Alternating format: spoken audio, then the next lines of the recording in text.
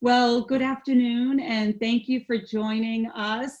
We were just having a little moment because we haven't seen each other. The last time I saw you in DC, we were all behind masks. I couldn't get even close to give a hug, and so it's so nice to see both of you. But it's also nice for, I think, us to just chat about what we're working on, how it's all going. These last 8 weeks have been tough, and acknowledging that, I think, is really important. I know I've had to juggle being not just a representative to the district that I've lived in my whole life and I love, but I'm becoming a teacher to my children. Juggling all sorts of things. The days are certainly long, and I think first and foremost, I'm just looking out for the mental health of my children. As you guys know, I've my 10-year-old Grace, who I normally share a lot of information with and give her kind of access to all that I'm doing. Right now it's hard. I mean, she goes to bed crying every night. She misses her grandmother, wants to just give her a big hug.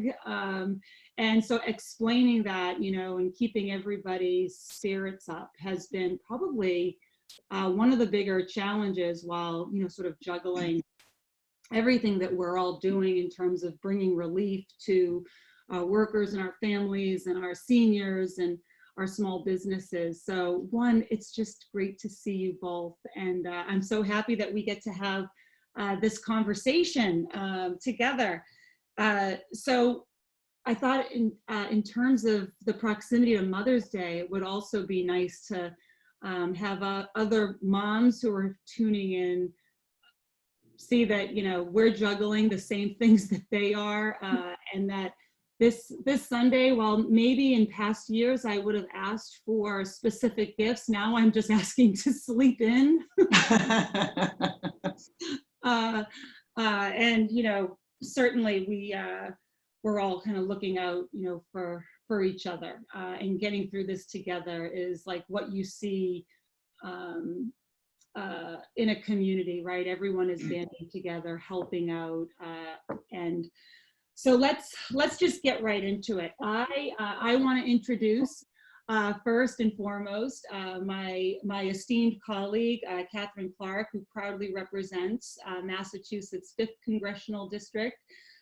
She has been a guiding light for me as a first-term Congresswoman. She is in our leadership, and she communicates and helps me sort of usher through the priorities of my district to the negotiating table on all of these packages. I'm so grateful to call you a friend, Catherine, and I'm so excited to see you and to be able to answer questions. So please, Catherine Clark. Oh, Lori, thank you. It is so wonderful to see you and Ayanna. I am actually here in DC, so I'm missing you both even more. Flew down today for an appropriations hearing, and it was very weird not to have my posse at the airport, seeing you all in the halls and on the floor, but we will all adjust to that. And I can tell you that in my family, my kids are a little older than yours. So my youngest is a senior in high school, and we've been dealing with all that disappointment of having school canceled, graduation, prom, final sports seasons. But in all the big ways, we know how fortunate we are. And I watched my neighbor, who's a nurse, working very long hours, so afraid of bringing this virus home. And we know that story plays out over and over throughout our communities. And I am so grateful for the work that you've been doing, Lori, really lifting up not only your community health centers, community colleges, but all the work in being that example of juggling, adding to your very full calendar, being a full-time teacher as well. And And we're just, I'm humbled by the work that I'm seeing and the kindness I'm seeing in my communities and how people are reaching out. The stories of a doctor sleeping in her garage so she wouldn't get her family ill. Stories that I'm getting from my mayors about the lines at food pantries, and a really heartbreaking line from a dad who said he had gotten up too late to get in line and to get any groceries at his food pantry. And he said, I just have to be more responsible and get there earlier. And just those heartbreaking stories. But you and Ayanna are just out there talking about the access to healthcare, the inequities that we always knew were in our system that are coming to play for our low-income communities, for our communities of color, and how they are being hit so hard by this virus. And we all want to open, but we know that it's going to take a lot of support to get there. And we know that women are 1 out of every 3 of the essential worker jobs, and that women are really already looking at being predominant in the fields of teaching. And in Teacher Appreciation Week, we certainly want to make sure that we are remembering and honoring those. I think there is a newfound respect for the role of teachers and what they're doing in this pandemic. Absolutely, absolutely. And then Ayanna, my sister in my class, I have I have the distinct privilege of not only serving with you, but entering the Congress with you. In fact, I'm just realizing you all run for elected office before, and so you understood the rigor, whereas I'm like the newbie in the group, but I've learned. We were both aides, so even though the transition is different, we're both aides. Remember, we have so many similar ties. That's exactly right. Which, I think I hearken back to that experience a lot in terms of navigating the halls of Congress. But, when I think of, my ability to draft off of so many of the unbelievable causes and the activism and just the momentum that you create in a very short period of time in this Congress, it's one of the biggest honors and privileges to serve with my good friend Ayanna Pressley. So you give some welcoming. Yeah. Well, first I just want to say, while we are physically distancing in the interest of public health, I do appreciate the opportunity to just come together in virtual community and sisterhood, and that is so important, especially now. And just what I do also want to, while we're giving in a moment, a love letter, not only to our caregivers and frontline workers and all the moms, and let me just say, as a proud bonus mom, that I define mom, very inclusive in a very broad way, because what is it to be a mom? It's to love, it's to be nurturing, it's to be unconditional, it is to do, anything to ensure that whoever you're mentoring or whomever your child is by blood or by bond, that they are never denied or deprived any opportunity in life. And so this is an opportunity not only to shout out, all the moms with a capital M, but, I appreciate a couple of seconds just to give a love letter to the two of you. You have made, Catherine and I have known each other forever since she was in the state legislature. And so we've always had that friendship and that bond. And, Lori, it's been great to be a part of this freshman class, a historic Congress, unprecedented number of women serving, the most diverse and representative class. And to just navigate this new landscape, and in the midst of unprecedented hurt for our country, when I try to contextualize for people that, we came in the midst of a federal government shutdown. Yeah. And for a lot of people, the long food lines and the disruption of those 1 or 2 paychecks being missed, for a lot of people, this was new to them, that there were this many people that were living on the margins, that were one disruptive life event away from complete financial ruin. Now, you, Catherine, myself, pride ourselves on informed by our own lived experiences and struggles, but also being close to our district, we knew better. Yeah. And so when you think about the number of people that were just living on the margins already, and those great inequities and those disparities, certainly COVID-19 didn't create them, but it has certainly further spotlighted and worsened them, you know? So how am I doing? About as best as any of us could be. I try to just sit in the gratitude and the blessing. I had a health scare at the top of our being Congress recessing.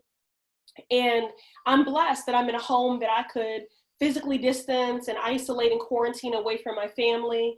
Thankfully, I had the flu and not COVID-19, but you know that we have the space that we can do that. I'm blessed that I can work from home. When we talk about the disparate impact of COVID-19 on Black and Latinx women, and to Catherine's point about us dominating that essential workforce, you know, something like 1 in 5 African American and Latinx women can work from home. 1 in 5. So the fact that, you know, we have the space, that I have a home, that I have shelter, I'm not worried about it, that I can work from home, is a blessing. Yeah. And then because a lot of people don't realize that we spend 5 days a week away from our family normally, being in Washington, and then coming back and wanting to be present in the district and responsive, that this is valued, treasured time for us. So, you know, Cora has introduced me to TikTok, you know. I have to say, listen, I only embarrassed myself with one video. You can go check it out if you're so inclined. Is there dancing involved? Yeah. There's dancing. One TikTok video. She started out doing a lot of baking. I had to slow that down. And so we transitioned to Connect Four and cornhole and all those things. And I'll just close and just say, in terms of the online learning and just, you know, that transition, this last quarter, Cora got straight A's. And in fact, 2 A+, one in science and one in Spanish. And I am pretty certain that if we had been doing homeschooling, that those grades might have been compromised. So yeah, we want to give it up to our educators. And we want to give it up to our nurses. I think today is National Nurses Appreciation Day. So, and I certainly want to give it up to you two, you know, my sisters in service and in solidarity, and admire you all tremendously, and just am grateful for your friendship. It's so true. While we're, you know, sharing experiences, and I'm so glad you brought up TikTok. I'm sure you adapted to your first TikTok video much more elegantly and gracefully than I did. I'm sure it's great. I'm gonna go find it though. I have so much to look up after this. Oh my goodness. Oh no, I've got a private account by design, because I won't ever let that experience be followed or be seen. But yes, the things that we do to keep our children entertained. And I think when I've been doing so many Zoom phone calls and meetings online that, you know, I invested in a tripod, but you know, the second those Zoom calls end at the end of the night, Grace has her hands on the tripod. She's got the tripod. She's got bigger plans for her TikTok future. So anyway, that's what we're living parallel universe. That's right. But you know what? I also love the fact that you introduced Bonus Mom to me, because before I was the mom of Grace and Caroline, I was the bonus mom to Thomas, Dean, and Christian.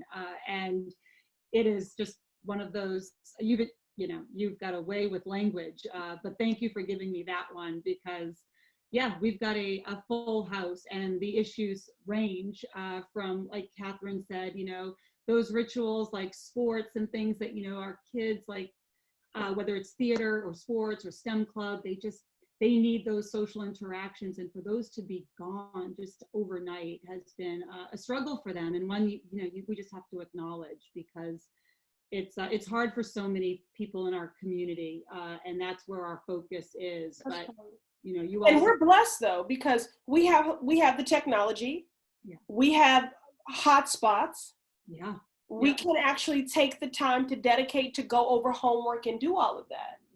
But that is not the case for so many families. And so, to Catherine's point, Lori, we appreciate just how well you represent us on the education committee. and that you're centering the realities of most families, you know, who are managing a crisis within a crisis, a public health crisis, an economic crisis, all the ways in which this has been disruptive and destabilizing for family. And many of them are still working. I know. It is true. And we'll get to all that in terms of when we talk about our, priorities. But, we've got the broadband issue has been brought to light, the lack of technology. I mean, I've got families in Lawrence where, one Chromebook that was supplied by the district, which is great, but it's being split between 4 kids. And how do you even make that work when you've got, office hours and online classes that are colliding with each other? And so the technology gap, the homework gap, digital divide, all of that, we need to account for as we look at the future and what we're going to be faced with. But school lunches, that's another issue, that we've all been speaking to, food insecurity. Yeah, no, you will never look at school the same way in terms of, what it supplies to our children. But, when that school building is closed, you realize, one, how hard people are working to keep curricula in the hands of our kids, those online learning programs or those weekend packets, whatever it might be. People are still, working so hard for our kids. All right, so let's get to some questions, because if we don't structure our conversation, we'll just go. Well, the relationship is genuine, and so the dialogue is organic, okay? It sure is. You're my bonus sisters. Yeah, that's right. I received. But Catherine, my first question is for you. So what's been the biggest challenge for you? I mean, I've gotten to know you and Rodney, and I've heard stories about Nathaniel, Addison, and Jared. I mean, you're having to deal with, the workload that you have, which is enormous. Still school at home, all those rituals that have kind of been wiped out as a result of COVID-19. Like, and in addition, like, what are the biggest challenges you've been hearing from families in your district?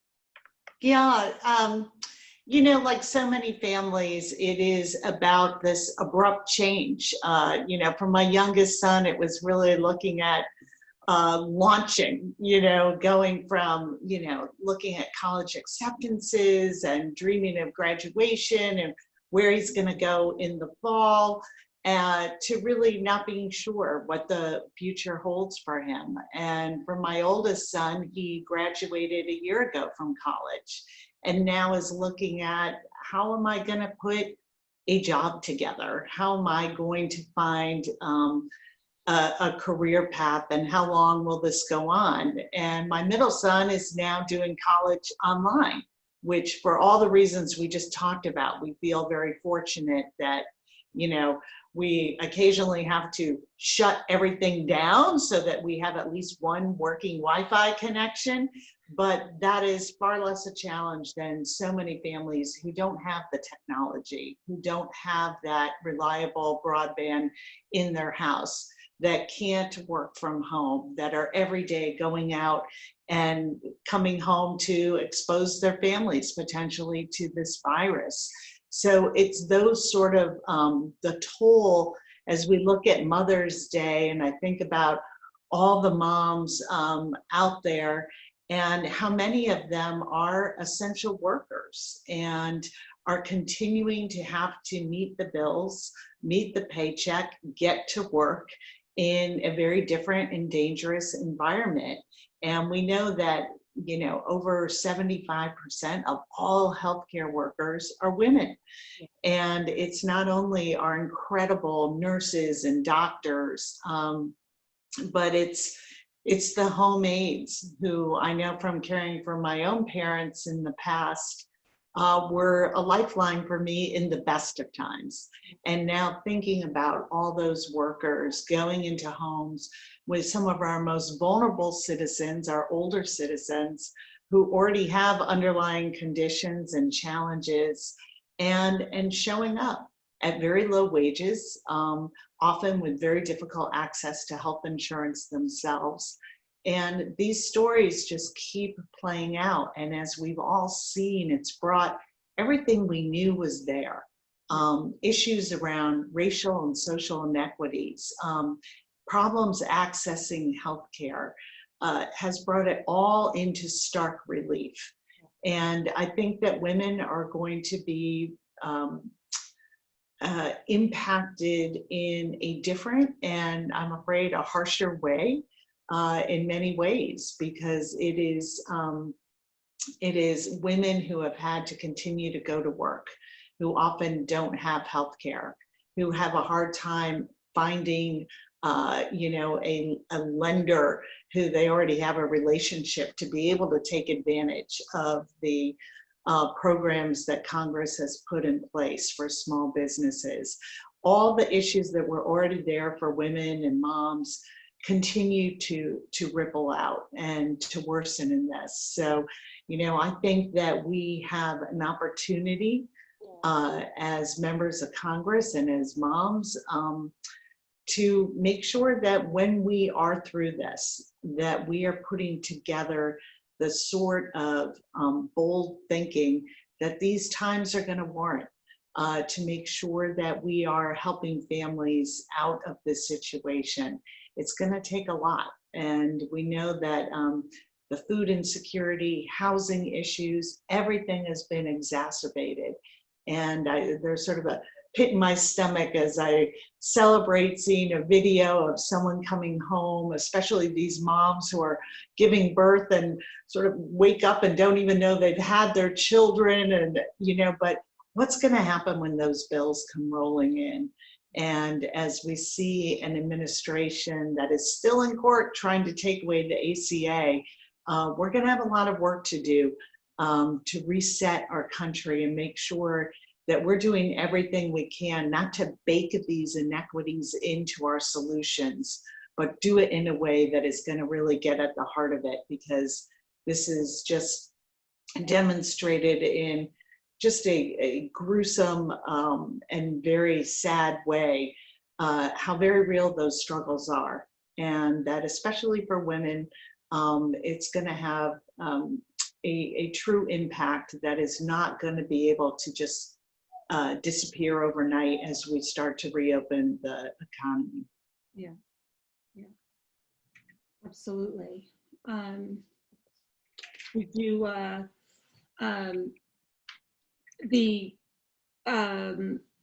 did you want to add anything? I don't want to structure this too much because I feel like we're just kind of. Yeah. Well, I'll build on that. Yeah. So first I just want to say, as a freshman member of Congress, we have cast hundreds of votes. I don't know, could we be nearing 1,000? It's well over 800, I think. But whatever it is, it's hundreds of votes. And I would just say that one of the proudest votes that I cast did not take place in the House chamber, and it was to elect Catherine as our vice chair in our caucus. Oh, Ayana. No, honestly, okay, don't get me emotional because I need these lashes to stay on. But it's honest to God truth. And so, just thank you for always offering that moral clarity, and just appreciate you so much. And, I think specifically about your advocacy around childcare. And, when I think about how much better we could have weathered this storm, if those inequities that have been disproportionately bore by women of color, if we already had people working at a living wage, if we already had universal paid sick leave, universal paid family leave, if we already had universal childcare, if we had equitable access to our healthcare system, if women were getting equal pay for equal work, all of this could be better weathered, even though it is unprecedented in every way. And so when you talk about taking a hard look at root causes, I always say policy is my love language. And the reason why I say that is because we have seen hate and discrimination codified through policy, and so the way to show love is not with words, it's in deed, and it is through legislation. And so this is an opportunity for a reset and a paradigm shift. And so when folks talk about they can't wait to return to normal, Nobody wants to return to normal. Yeah. That was unjust. That was insufficient. That was inadequate to begin with. And so when our colleagues, some of them across the aisle, express their frustration at our trying to shoehorn in our democratic wish list of things, I will be, and alongside you, unapologetic in the wish of wanting to center the humanity, the dignity, of every individual, of every family, of every worker. So this is the opportunity to go big. And so I also, when I was thinking about your advocacy on childcare, I wanted to share a story just to contextualize this. I received a call at 11 o'clock at night from a single mom who is an essential worker, and her child, she is a single mom. She didn't have anyone else to watch her daughter, and she didn't feel well, and she's an essential worker. And so she said to me, I don't feel well. I don't have anyone else to watch my daughter. Can you promise me that if I don't report to work tomorrow, that I won't lose my job? And it completely broke my heart. Yeah. I'm just thinking about it now. It's like, what are her choices? She can't bring her child to work because that's not a safe environment for her child. She didn't feel well herself, so she didn't need to be working. We don't know if she just has a common cold or it could be something else. So, and I couldn't give her any guarantee. And that's unacceptable. It is. It is really about bringing humanity back to the workplace, which when you consider the spotlight or the light that's being shined upon, those stories, that is in essence what we all have our own lived experience. I mean, look, I remember 10 years ago when I was working in tech, and I had grace, and all I needed was a little bit more flexibility in the workplace. And I don't know how many times, when I was granted the opportunity to work from home, there was shame associated with a baby crying in the background or a dog barking in the background. You basically hid your context, right? Your family commitments. That every woman who is, working, whether they've got two jobs, right? They've got the job that they're going to work to get paid for, and then they're basically caring for, on any given day, it's multiple, people, whether it's an in-law or a parent, their children. And that context is we've had to, I don't know, somehow tuck it away because of the inequities in the workplace. And right now, I'm hoping the silver lining in, this moment is that everyone has been forced to show flexibility, and everyone understands now the need that we have to have paid sick leave, we have to have paid family and medical leave. I mean, we have to have equal pay for equal work, and we have to acknowledge the fact that women have a different context than others when they show up to the workplace. And so, taking that into account, I'm hoping, and obviously we're going to fight tooth and nail for it from a policy perspective, but also culturally in this country, when you consider the disproportionate burden that women are bearing in getting us through. I mean, look, my sister is a cashier at a big box store. She was one of the first people in her store to test positive for COVID-19. And when I think about her access to testing, she's through it. She's, but she didn't even have access to a test, right? Yeah. I mean, Okay, so to that point, policy is my love language, and that is why we introduced, I'm so glad your sister's okay, first of all. And it just goes to show that this is a virus that does not discriminate, even though it is being disproportionately bore by marginalized and communities of color. It is a virus that does not discriminate. And you're still continuing to do your work and have to compartmentalize that, and you're concerned for your sister and all those things. But that's why we introduced the Essential Workers Bill of Rights. Myself, Senator Warren, Representative Ro Khanna, Representative Deb Haaland. I mean, people are just getting the memo that these are essential workers. They've always been essential workers, but we've been treating them like they're disposable, okay? And so they need personal protective equipment. They need hazard pay. They need paid sick leave. They need paid family and medical leave so that if they have a loved one that is sick, that they can care for them. And they don't have any of those protections, any of those things. Right. And Right. so instead of being treated as if they are essential, they are being treated as if they are disposable. And so we need to pass the Essential Workers Bill of Rights. And what I would lift up in that the most would be paid sick leave and paid family and medical leave. Sure. I couldn't agree with Ayanna more, and thank you for your work on that bill. And for me, it's really come down to a focus on childcare. Yeah. Because I see it, first of all, it represents all the problems. A woman-dominated industry, very, very expensive for families to afford, and very low wages for our early educators. Okay. So it's already has that whole structure that is underfunded, that is primarily women-owned small businesses that operate on the thinnest of margins in the best of times. But it is so important. It is the underpinning to our economy. And if we want to reopen, if we want to be successful, if we want to have essential workers have a quality, accessible, affordable place to put their children, we have to have emergency funding for this industry. And we can no longer view it as a nicety, an accessory. It is absolutely essential. And it's going to take a while just to catch up.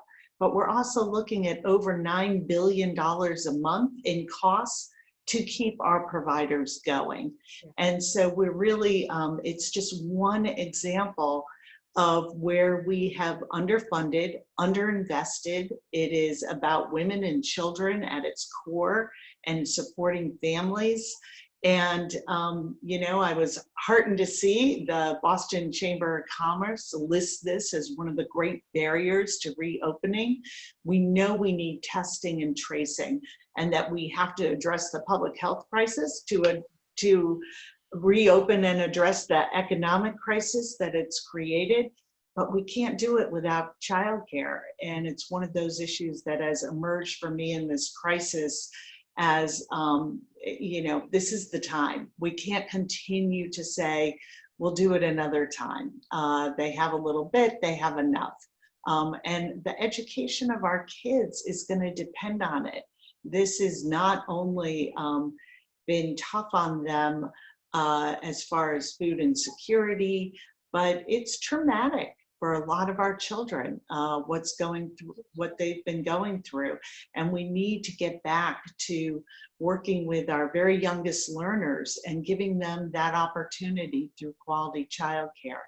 So, well, we're going to take care of essential workers. We're going to make sure that everyone understands that essential workers are childcare providers, and that if we want a strong economy and healthy families, we've got to make these investments now.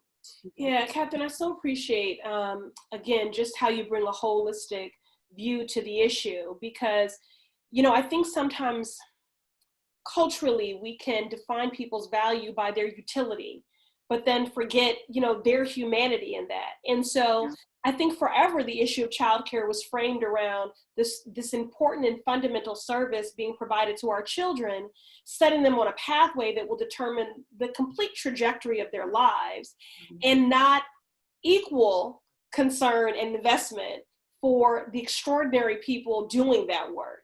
Right. And so thank you for just making sure that we consider the issue holistically, and that we continue to diversify the narrative of who is an essential worker. Right.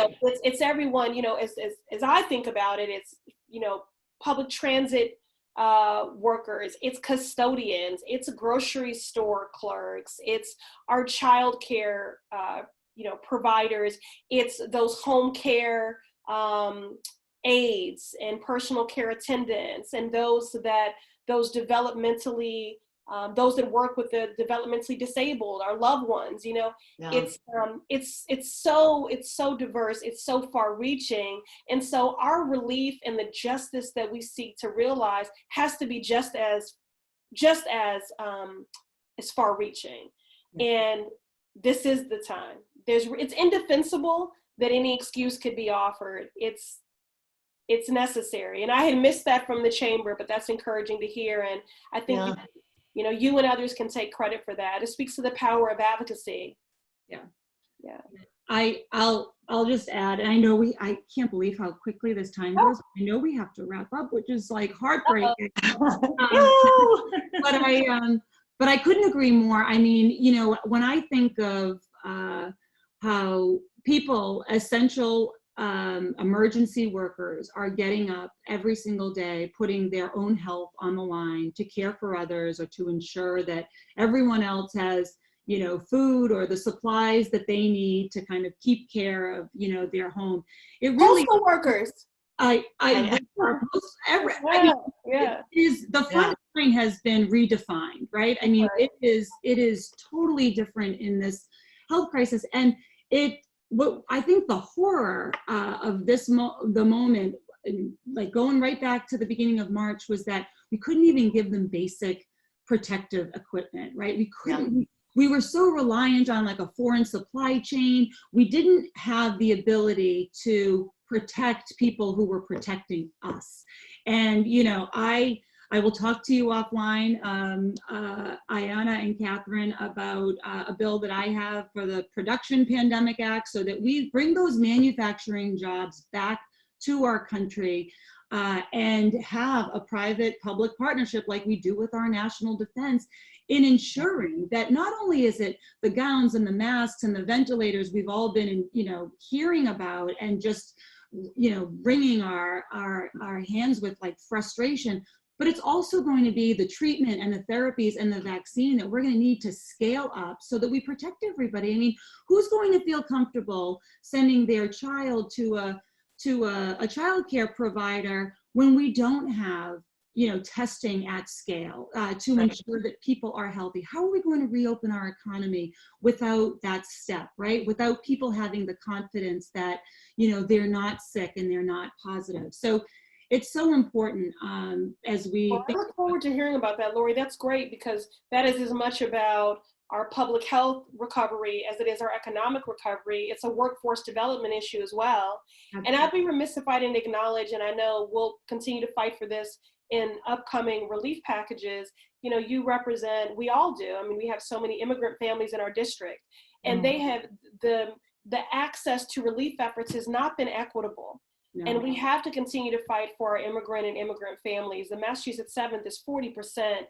And I don't know any household that doesn't have both a DACA recipient, you know, in our immigrant families, a TPS holder, or DED, or some, and these are folks, you know, contributing to community, to our economy. Taxes. They're paying their taxes and have been excluded. And so that is something that we have to right size as well as we seek to get this right. Yeah, absolutely. Well, I can tell you what I really appreciate about both of you is that you're always putting the threads together.